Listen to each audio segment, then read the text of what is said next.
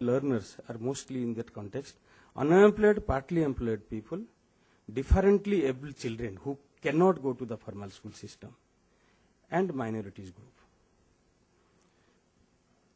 The course delivery mechanism is basically in this manner. Most of the open school they follow. Of course, NIS, this is the model. We still struggling to derive and means a more workable model. If you see the model, it is a multi-channel, multi-delivery mode which is being used. It is not only a single mode of instruction which plays the significant role, like what happens in the formal classroom system. It is mixture of technology supported learning and mixture of a multi-channel delivery mode. It is used, radio is used, television is used, print material, no doubt it plays a very significant role. Even audio video cassettes, internet learning, teleconferencing, all these are the mixed mixed designed model which facilitates the learning.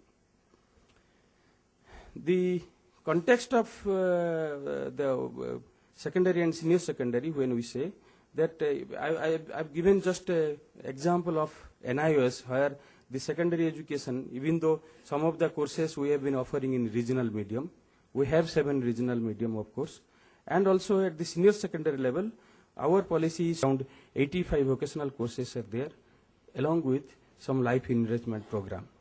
These are the things are available, and most of these things are adopted by the state open school as well. How we should augment the learning resources? These are the resources. If we say that learning has to be facilitated through a resource creation, then how these learning resources to be created? We have to have a digital library in every school. Since open school is heavily dependent on the formal schooling system, so in that context, RMSA has to think very, very significantly how to create the digital system, the ICT supported learning materials, which could be used by the open schooling system as well. So these are the basic resources needs to be created if we have to see that RMSA goals are to be achieved in a stipulated time which has been framed by the end of the 12th five-year plan. This basically, the ICT resource room, every school should have, linking it with EduCert, launching of secondary and vocational education TV channel. In fact, we have TV channel after the EduCert was launched. For the higher education, agriculture, professional education, we don't have a TV channel on secondary and vocational education. No TV channel is there for school education. This is the sad, even though Prasar Bharati had given the emphasis while giving the permission to for launching of the Gyan Darshan for 6 channels, and one of these channels was supposed to be secondary and vocational education. It has not taken off till that. So RMSA has to focus on this particular aspect as well. Linking with community radios. There are so many radio stations. We use radio for FM channels for listening to the musics, all these things, but we don't want to use it for education. This is the problem as far as this country is concerned. Integration with ICT at school project. There is a ICT at school project. Every secondary schools or senior secondary schools are being provided with the computer facilities. But all simply providing computer will not serve the purpose. Even creating the learning resources will be a basic issue. The RMSA has to focus in this aspect as well. We have to have a very workable PPP model.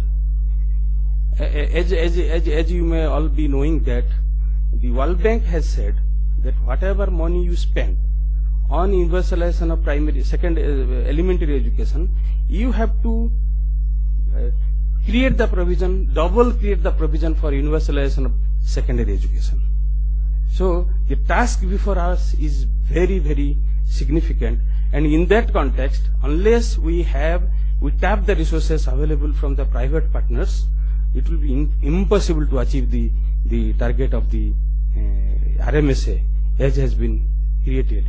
under the policy. You have to, the PPP has to be in the base on the context of development of infrastructural facilities, whether it is ICT supported or even non-ICT supported facilities. Support to non-educational services like catering, transportation, etc. These are the things which is already, these models are available. ICT based support services, creating the ICT classrooms, laboratories, these are the things which has to be taken with the help of the PPP. If you see the model schools that is launched in this country, what are these things? It is based on the PPP model only. The teacher training, since there, when it comes to the Sarva Shiksha Abhiyan, it is a single strategy of all teachers will have to be given training on a particular forum, particular subjects. But here we have a diversified subjects. So teacher training by the simple government institutions, I don't think so will be able to do a justice into that. You have to have more private partner got into this particular aspect and give the training in a more focused manner. Management and operation of staff, even outsourcing of the whole activities related to school education, and so because always there is a means a financial crunch. Even government of, whether it is state government or government of India, it is very difficult to create the staff. So we have to have the resources tapped through the PPP model for management of the schooling education system and facilitating teaching services. This, if this is there, now we have to think of a model which should have a convergence with the formal schooling. If we have to create a ICT based resource support, selection of appropriate technology, that is also very important. It is not that we use radio for something, we use television for something without any meaningful assessment that how this has created means a reach to the masses.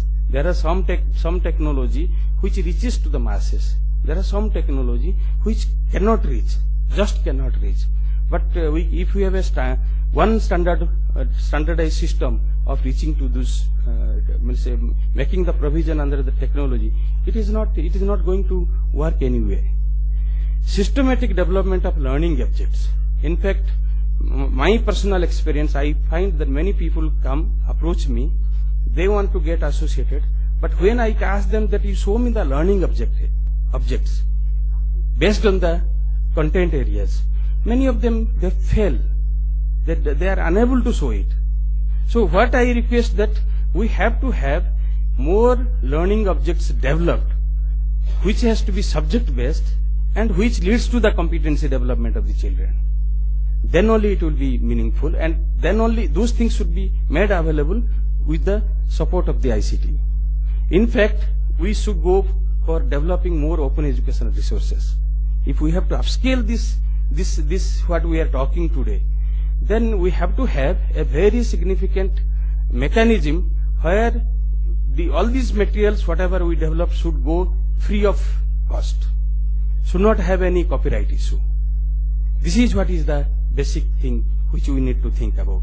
How to provide online support to the students. This is another thing. There are some I know some agencies, they do even one-to-one mentoring. Those type of things, how it should get integrated into this particular model, we have to think. Use mobile very extensively. 40 million mobile users are available in this country. We use SMS for buying the things, for advertising the things, but we don't want to use mobile for education purpose. Integrate the mobile technology into the ICT supported learning and develop a workable learning management system, LMS. Then only this will work more effectively. Thank you very much.